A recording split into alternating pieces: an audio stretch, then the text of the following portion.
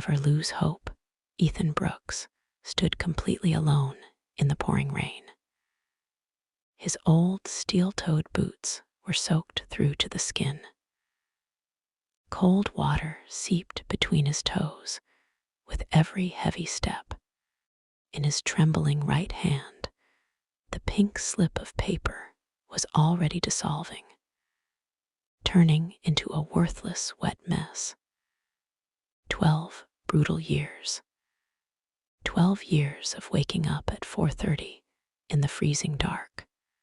12 years of grease and oil permanently etched under his fingernails. 12 years of coming home so exhausted that he could barely kiss his little daughter goodnight before collapsing on the couch. And now, this automation, his supervisor had said with that empty shrug, like Ethan's entire life was just another line on a spreadsheet. Nothing personal, Ethan. You were one of the best we had. Nothing personal. A bitter, broken laugh escaped Ethan's throat and got swallowed by the storm. He began the long 3-mile walk back to his tiny rundown apartment on the edge of a dying town. Each step felt heavier than the last, like the whole world was pressing down on his shoulders, trying to crush what was left of him. His mind would not stop replaying the pain. 2 years ago, when his wife Sarah quietly packed her bags, while their 6-year-old daughter, Lily, slept in the next room. I can't keep watching you drown, Ethan, she had whispered through tears that night. I love you, but I have to give our daughter a chance at a better life. The sound of the door closing behind her still haunted him in his sleep. Then the endless hospital visits when his mother's cancer returned. The terrifying medical bills piling up like mountains he could never climb. The late rent notices taped to the fridge. The empty kitchen cabinets that stared back at him every single night. The silence, that crushing silence when he walked through the door after another long shift. By the time Ethan reached his apartment, he was drenched to the bone. He pushed the creaky door open and stepped into the cold, dark space. There was almost nothing left, just an old worn-out couch, a flickering lamp that barely worked, and one faded photograph hanging crooked on the wall. In that photo, Ethan, Sarah, and little Lily were laughing together at the county fair 3 years ago. Cotton candy in their hands, pure joy on their faces. They looked like a family who still believed the future belonged to them. Ethan dropped the ruined pink slip onto the kitchen table. He stared at it for a long, long time, until his legs finally gave way. He slid down slowly against the old refrigerator, knees pulled tight to his chest, back pressed against the cold metal. I'm done, he whispered into the empty darkness, his voice cracking. God, I'm just completely done.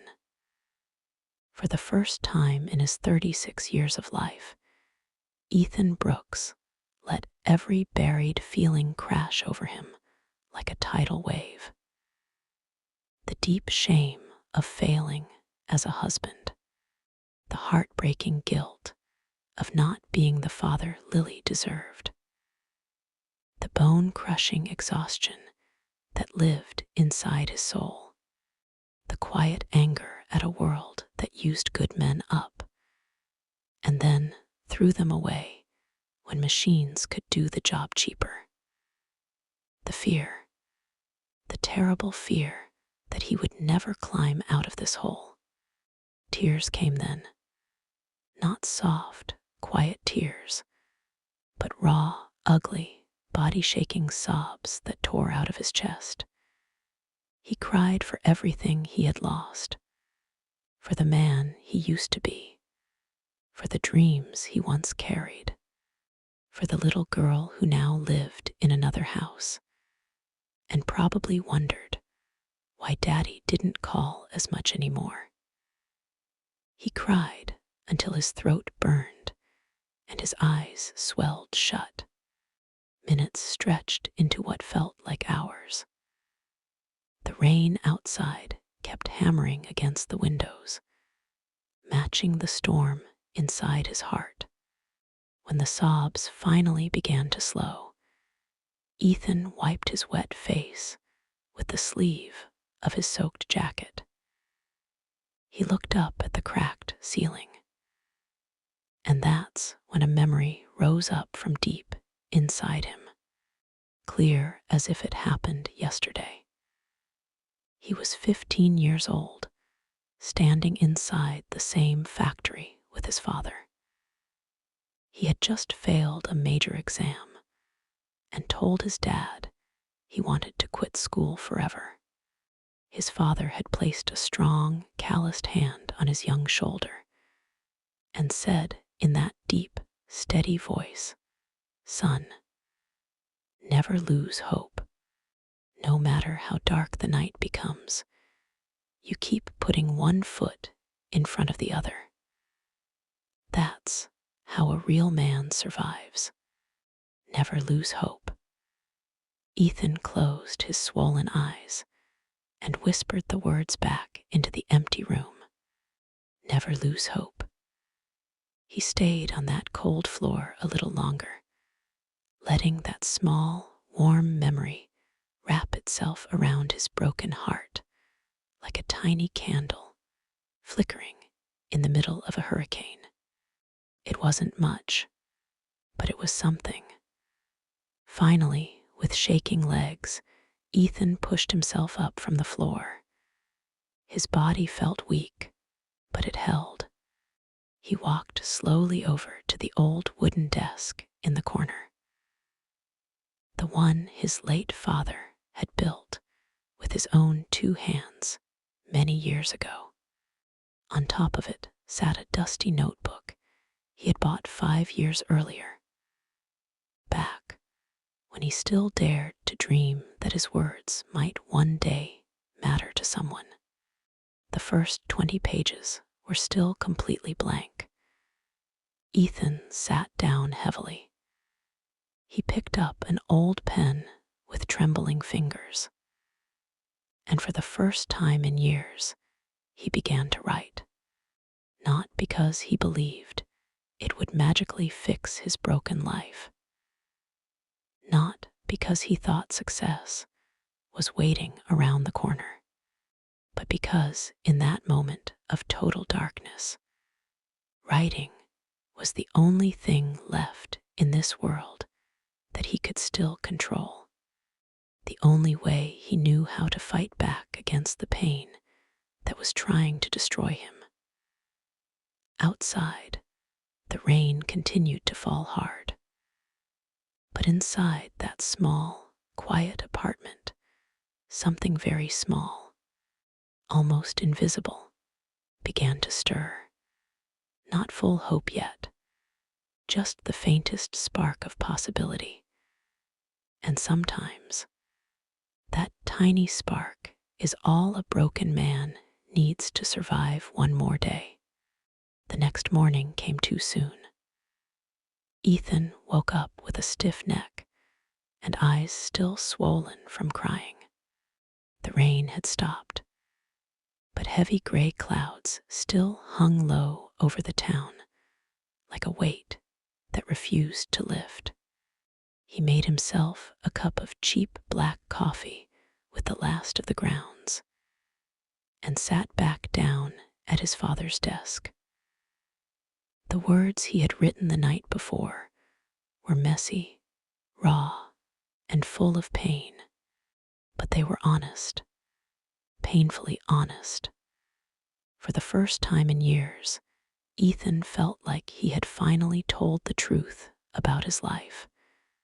So he kept writing, day after day, even when the electricity company cut off the power and he had to write by candlelight. Even when dinner was nothing but plain white rice and a little salt. Even when the debt collectors called and left harsh messages that made his stomach twist with fear. Ethan still sat down every single night and wrote. He started posting short pieces anonymously online.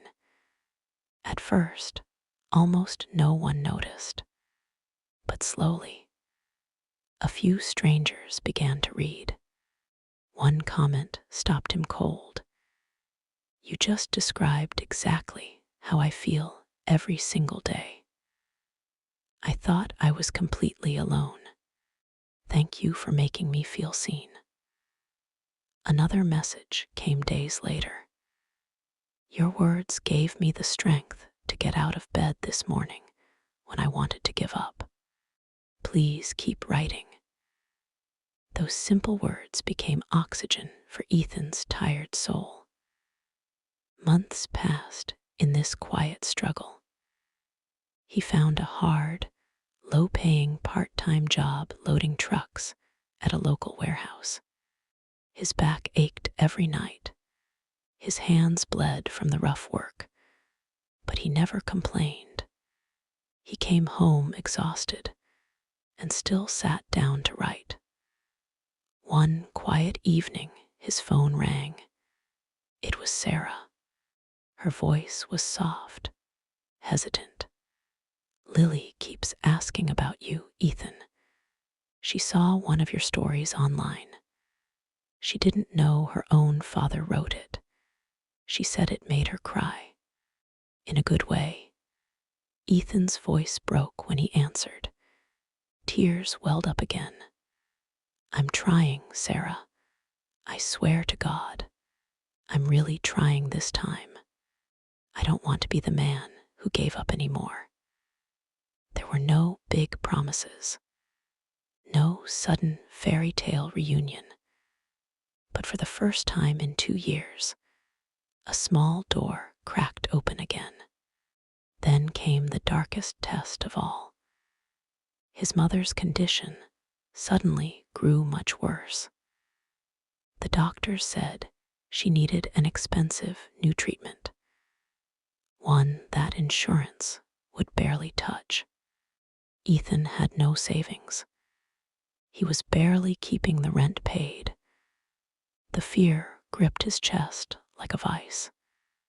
That night, he sat at the desk again, staring at a blank page while the old voices screamed in his head. "You're a failure. You'll never be enough. Just give up. It would be easier." Ethan almost listened. He put the pen down and walked to the window. The town lights blurred through fresh tears. The weight felt unbearable. But then he remembered his father's voice once more. "Never lose hope, son." Ethan walked back to the desk, picked up the pen with fresh determination, and wrote through the entire night. This time he poured every drop of his love, his fear, his regret, and his unbreakable will into the words. He wrote about his mother's quiet strength even as her body failed. He wrote about the lessons she taught him when he was a boy. He wrote about what it really means to keep going when everything inside you wants to stop. When the sun rose, he posted the story. Within hours, it began to spread. People read it. People shared it. Complete strangers from across the country were deeply moved by his raw honesty. Small donations started coming in, then larger ones. It wasn't enough to solve everything, but it was enough to get his mother the treatment she needed. Enough to give her a few more precious months of dignity and comfort. Enough to let Ethan sit by her hospital bed and hold her hand without feeling completely helpless. For the first time in many years, Ethan did not feel entirely alone. 1 year later, Ethan stood once again outside the old factory gates, but this time the sun was breaking weakly through the clouds. No rain, no pink slip in his hand. He was not there for his old job. He was there to close that chapter of his life for good. In his hands now was a printed copy of his very first published book, a collection of honest, heart-wrenching stories about real pain, real failure, real love, and the quiet courage it takes to keep going when the world tries to break you. The title of the book, Never Lose Hope. It was not a massive bestseller yet, but it was selling. Enough that he could pay his bills on time. Enough that he could call his daughter Lily every single night and hear her excited voice without shame in his heart. Enough that Sarah had started talking softly about the possibility of trying again. One careful step at a time. Ethan looked back at the factory one last time. He felt no hate anymore, only a strange, deep gratitude. Because hitting rock bottom had forced him to rebuild himself, stronger, wiser, and more alive than before. As he turned to walk away, his phone buzzed with a new message from Lily. "Daddy, I finished reading your whole book last night. You're my hero. Never stop writing. I love you so much." Ethan smiled through the tears that filled his eyes again. He whispered softly to the morning air, "Never lose hope." And then he kept walking forward, one steady step at a time, because that is how broken men survive. That is how they rise again. That is how they never lose hope.